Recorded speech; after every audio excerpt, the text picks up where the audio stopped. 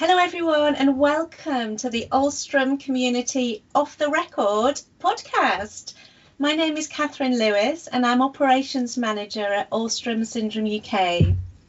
I'd just like to give you a little introduction to the podcast that I'll be hosting. It will be with lots of people from the Ulstrom community, and these will be off the record because I will be not only getting them to tell us a bit about the support and services that they offer, but also telling us a bit more about them. So learning a little bit about them and maybe some hidden things that we didn't know that we would love to know. So we'll be learning a little bit more about the professionals that we work with, the team at ASUK, the researchers, the clinicians, and hopefully finding out a little bit more about them and also the support and services that they can bring to the community as well, which will be fantastic for us all to hear.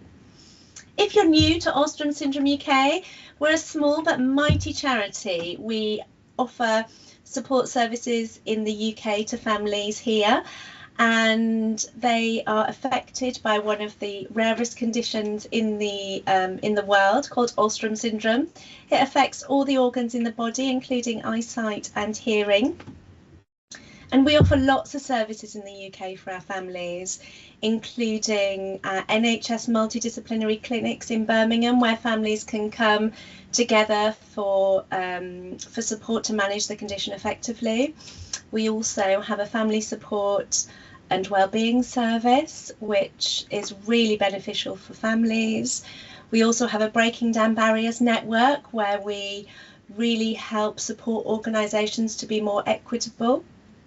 We have a global patient registry, which I would encourage everybody who is affected by Ulstrom syndrome to complete, no matter where they are in the world, so that we can be as research ready as possible, so that when researchers and people who are involved in clinical trials come knocking on our door, we have enough people and are research ready to be able to go effectively with that. And we have a medical and scientific and research committee who are eager and always looking for new opportunities to strive for hope for our families in the UK through research and clinical opportunities, which is also fantastic. And we hope that you really enjoy these podcasts. So I know what you're all thinking. If I'm hosting the podcast, then I'm getting out of telling you a bit about myself and any hidden secrets. So, to be fair, I suppose I should tell you a little bit about me, I suppose. So, as I've said, my name's Catherine Lewis. I'm Operations Manager at Ulstrom Syndrome UK. I've worked with the charity now for around 15 years. I've seen many changes over the years, all for the better, all to make us stronger and to make us this fantastic, small but mighty charity that we are going forward.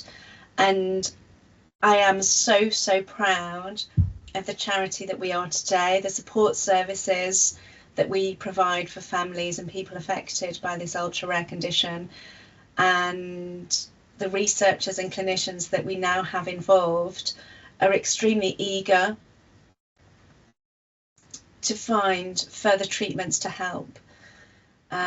So I really have hope for the future, and I'd really like to pass that on to families affected. And what would be some secrets? Well, I'm trying to think of what I have that would be a secret for you all. So I live down in sunny Devon in Torquay. I have a fantastic husband and 2 children, Harper, who is 6, and Ethan, who is 13. And I suppose I do have one member of the family that many of you probably wouldn't expect me to have, and it actually has a closer link to Ulstrom syndrome that I didn't realise until very recently when I was in a research meeting and realised how closely linked he is. Now, give me a second and I'll see if I can get him to come online with us. Now, this is Simba. If you can see him for a second, he is a Sphinx. And he's a Sphinx cat. He's a tabby Sphinx cat, so he has stripes. He's brown in colour, but he also has stripes. And I'm going to let him go. He also, if anyone knows anything about the Sphinx breed, he also has no fur. So he is a naked cat, but he's a bit like velvet. He does have a bit of fluff because it's the winter months at the moment. So he is a little bit fluffy. He is very unusual. He's more like a dog, sort of in between a dog and a monkey than a cat, I'd say. He's very clumsy. He doesn't have any balance, potentially because he doesn't have any whiskers. Very clumsy, very messy eater. He fetches a ball for you if you ask him. So he is more dog-like, climbs the curtains, claws at all my furniture. Very lovable because he doesn't have any fur. He likes the warmth from you. He is like a hot water bottle though. He emits so much heat. So he'll often be found under my jumper, under my clothes. At night, he will literally snuggle right on you. And the connection to Ulstrom is they have the same, well, many of them, not all of them, but many of them have the same very similar genetic makeup, particularly with the heart condition. So, and I learned that in a recent research meeting that they have the same heart issues as a lot of our Ulstrom families do. So it's like it was meant to be that I had him.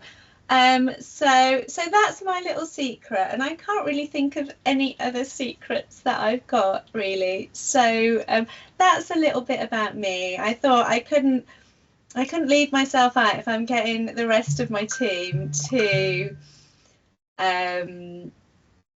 share.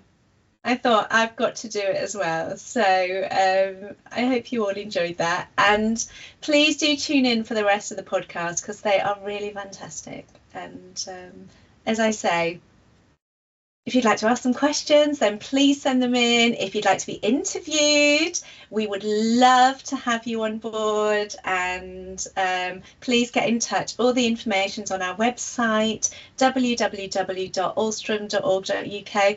You'll find an array of resources and information on our website, including lots of research papers, our medical handbook, lots of wellbeing resources. You can find out more about the team and our contact information. We'd love to hear from you.